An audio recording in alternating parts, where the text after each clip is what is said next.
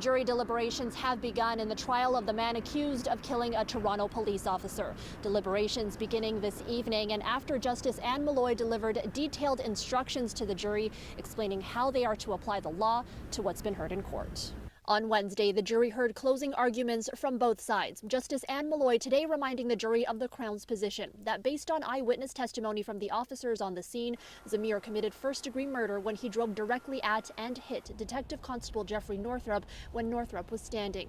The defense arguing that this was a tragic accident and that Zameer didn't know that the plainclothes officers, Northrup and his partner Lisa Forbes, were police officers, that the officers didn't identify themselves, acted aggressively, and Zameer's actions were in an effort only to escape in order to protect his pregnant wife and 2-year-old son who were in the car.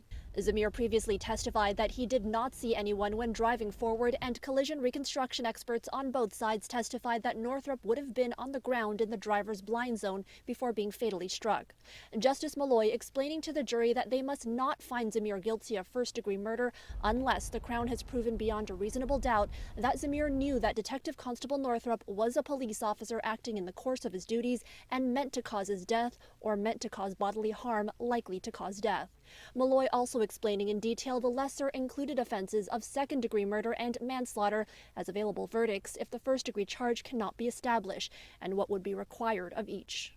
At one point in her lengthy charge, Justice Molloy telling the jury that she is permitted to offer her comment, though they do not have to accept it. Molloy stating that the defense's theory is consistent with the testimony of Zameer, his wife, and the expert testimony of both the Crown and defense's collision reconstruction experts, as well as the surveillance video.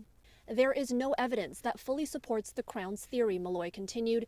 It is clear from the video that Officer Northrup was not standing upright in the laneway when he was knocked to the ground and run over, even though the 3 police witnesses all say that he was. There's no certainty at this point as to how long it will take the jury to arrive at a verdict, but we will be following this closely over the coming days. At the University Avenue Courthouse, Erica Natividad, City News.